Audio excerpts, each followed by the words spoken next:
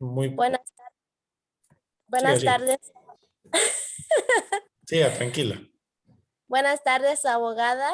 Y nosotros somos el número 1, donde le vamos a exponer del Estado teocrático despótico, donde está integrado por el compañero Fernando Chévez y su servidora Ceci Navarro.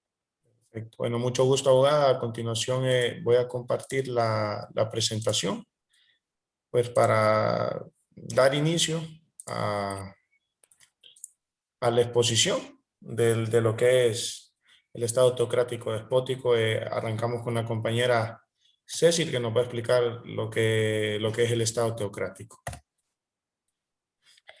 Bueno, para estos temas tenemos los objetivos, los cuales son explicar los conceptos de los sistemas de derecho teocrático y derecho despótico, definir ventajas y desventajas del derecho teocrático, identificar las características en el Estado despótico. El Estado teocrático.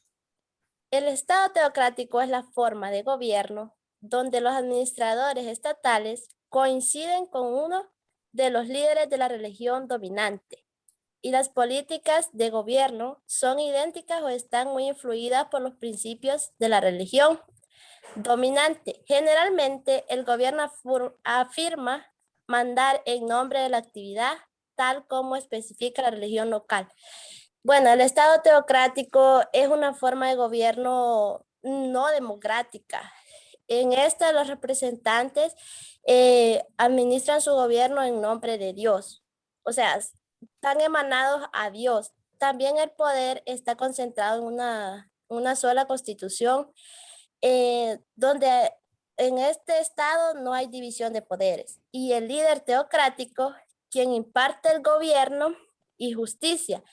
El Estado teocrático, su origen la encontramos en las tribus antiguas. Esta forma de gobierno es ejercida directamente por un poder religioso, como decir una casta sacerdotal, perdón.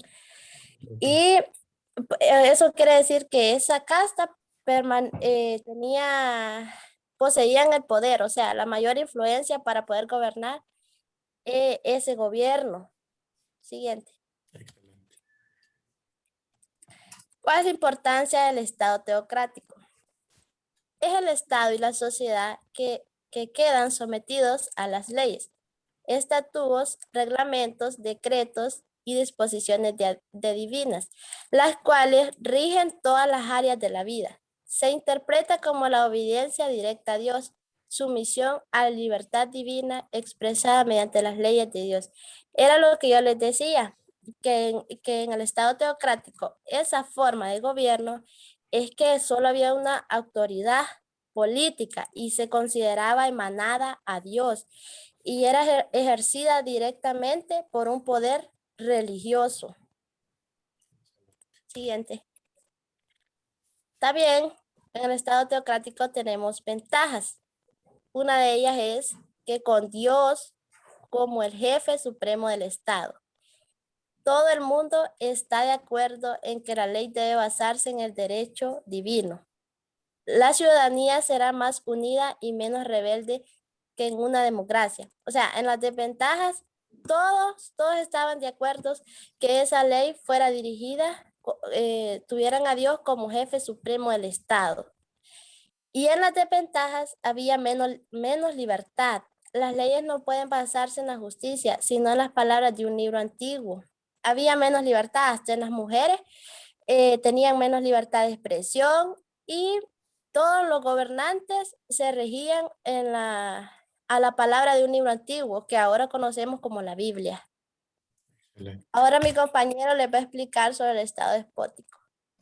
Bueno, el Estado despótico pues va de la mano siempre con lo que es el Estado teocrático, ¿verdad? Pues en base a la investigación que hicimos, el Estado despótico es una forma de gobierno donde el poder está a manos por un gobernante único. En este sentido, los súbditos son tratados como esclavos, a diferencia de la dictadura y la tiranía, Esto no depende de reglas y tener condiciones de sobreponerse al pueblo. Pues cuando dice un gobernante único, ¿qué podemos decir? Un rey o la monarquía, ¿verdad?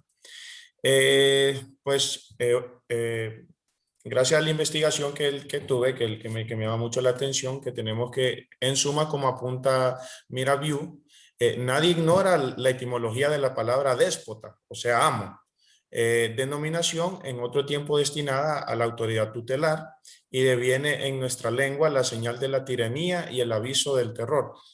Pues lo que me llama la atención son esas dos palabras, lo que es pues déspota, amo, dueño, dueño y amo de las personas, del gobierno, de las tierras, en general, que él tenía el mandato, ¿verdad? Y pues tirano, que ejercía su derecho sobre el derecho de las demás personas, de los demás ciudadanos, ¿verdad? Así como podemos ver en la imagen agregada ahí en la presentación, pues que un estado despótico no es una dictadura, pero como nos dio la imagen que no existe democracia. Quien toma las decisiones solo es el gobernante único, el rey o la monarquía. Al identificarse tiranía con despotismo, que tienen una similitud, no solo pierde su significado clásico derivado de la corrupción de la monarquía y acotado en el tiempo en tanto poder ilegítimo, sino que ya no ocupa un lugar ocasional en el discurso político, tradicionalmente centrado en la ética del poder, es decir, en destacar las cualidades del príncipe cristiano. Pues gracias a Montesquieu, quien incluye en su tipología de las formas de gobierno la categoría despotismo, refiriendo a gobierno republicano, un gobierno monárquico y un gobierno despótico. Pues gracias a que varias naciones en su momento vieron que era algo factible o beneficioso para quienes estuvieran en el poder, pues optaron por ese tipo de gobierno en su nación, ¿verdad?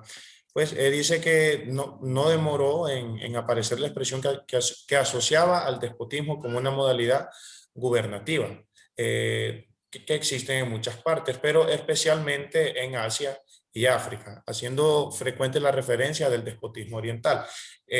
Lo que es el tema de, más que todo, el despotismo, esto se da siempre por el siglo XVII, por el siglo XVIII, cuando es la corona que está en su mayor auge, que va de la mano ahí el tema de la ¿cómo se llama?, del descubrimiento de América y todo eso, ¿verdad? Que ellos eran amos y señores de lo que hoy conocemos como América, gracias al estado despótico que, que, que regían ellos mismos.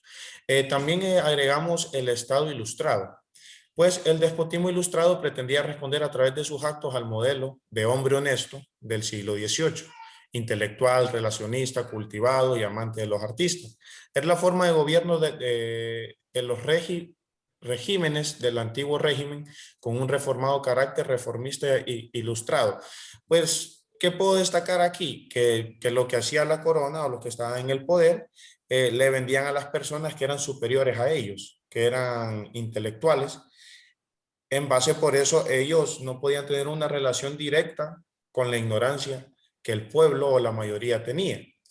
Hay una frase que dice que el gobierno despótico, que dicen que todo para el pueblo, pero sin el pueblo. O sea, yo pienso en que mis acciones van a ayudar al pueblo, pero el pueblo no tiene voz ni voto.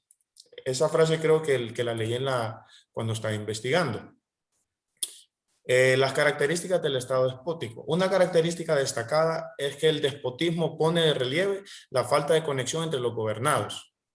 Los despotismos son propios de los sistemas totalitarios dictatoriales, absolutistas y tiránicos. En un Estado despótico no hay ley fundamental ni leyes comerciales. Pues la última característica es la que me llama la atención. ¿Por qué? Porque ellos eran los que manejaban el comercio, a beneficio de ellos como su pago, el famoso pago de impuestos. Y el comerciante o el mercader no tenía ninguna libertad, como lo mencionó Cecil al inicio, que no había libertad en el Estado teocrático, pero va de la mano todo con el Estado despótico, que no había libertad alguna. Todo, absolutamente todo tenía que pasar por manos de los reyes, por manos de la monarquía o del gobernante absoluto, para hacer o no hacer. Bueno, esa fue nuestra...